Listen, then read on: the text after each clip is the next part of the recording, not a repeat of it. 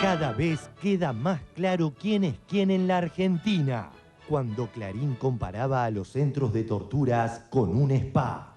La anatomía entre el país real y el país virtual se da hoy igual que ayer. Este era el país real.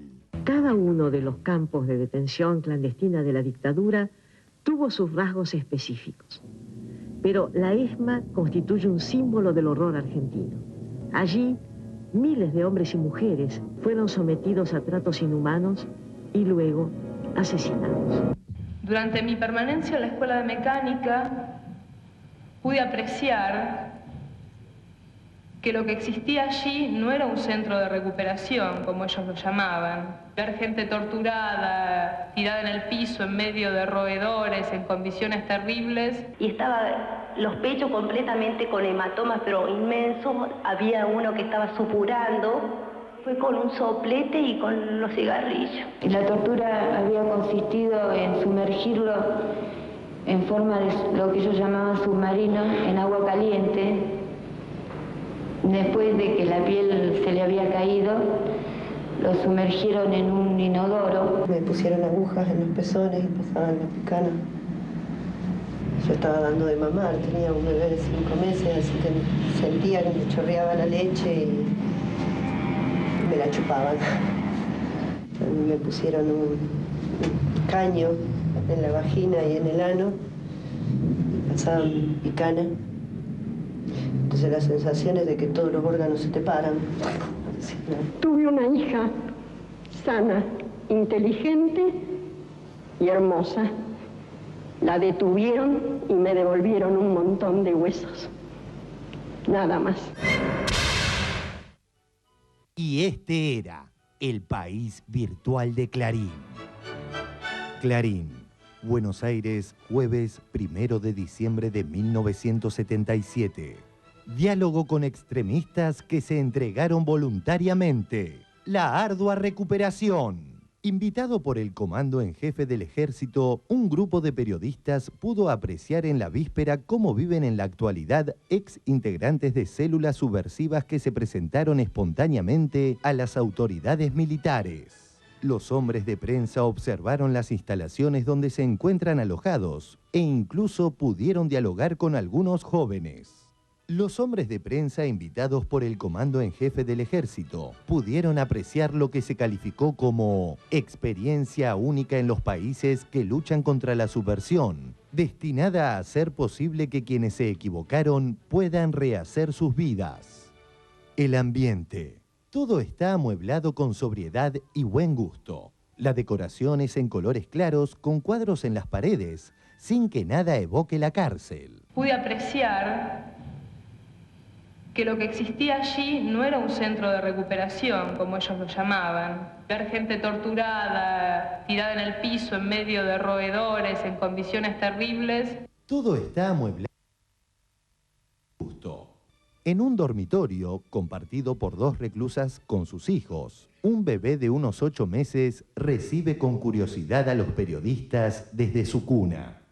Teníamos muchos temores, pero nunca esperamos que el trato fuera tan correcto, dice una joven que se encuentra en avanzado estado de gravidez. En la unidad militar que me presenté me prestaron todo el tiempo asistencia médica y los cuidados que requería mi estado. Los pechos completamente con hematomas, pero inmensos. Había uno que estaba supurando. Fue con un soplete y con los cigarrillos. En la unidad militar que me presenté me prestaron todo el tiempo asistencia médica y los cuidados que requería mi estado. No lo podía creer, el trato fue más que correcto, dice otra de las reclusas que se presentó en un destacamento policial. El régimen. Esta experiencia se realiza con el directo apoyo de un equipo interdisciplinario, compuesto por médicos, psicólogos, asistentes sociales, abogados que prestan asistencia a los detenidos y tratan de resolver sus problemas y el de sus familias. Los reclusos fueron unánimes en un punto. En ningún momento fueron sometidos a ningún tipo de adoctrinamiento político o de reeducación en ese sentido. Simplemente se les ayuda a comprender las causas de su actitud y la raíz de sus errores. Pueden dedicarse a los deportes, practicar oficios, disponer de una amplia biblioteca y de la facilidad de adquirir libros por medios de sus familiares que los visitan regularmente. Tuve una hija sana, inteligente y hermosa. La detuvieron y me devolvieron un montón de huesos. Nada más.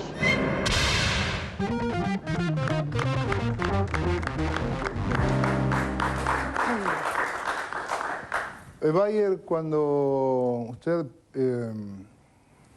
ve estas cosas, esto que decía Clarín, ¿no? Piensa que a Clarín lo estaban engañando, le daban información equivocada. Mire, absolutamente, es decir, es una vergüenza cómo la sociedad colaboró con esa dictadura de la desaparición de personas. Entonces, habría que también juzgar a todos ellos, los que ayudaron a todo ese sistema.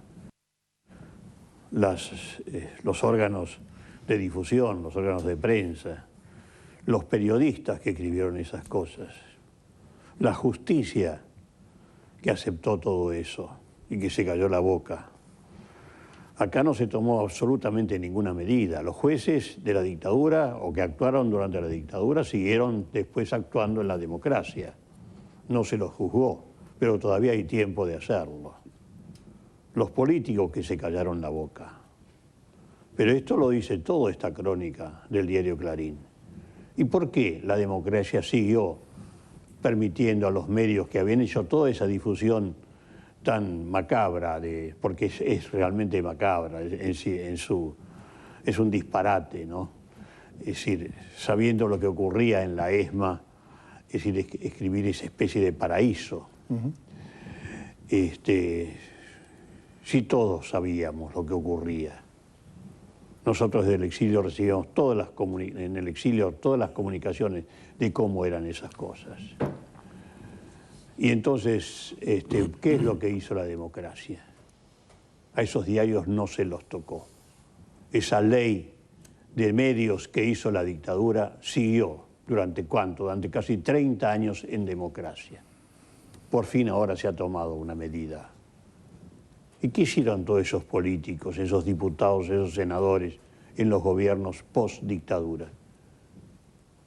Que no hicieron una investigación a fondo, como tendría que haber hecho el Congreso Nacional, con respecto a los medios que se beneficiaron con esa ley de la dictadura.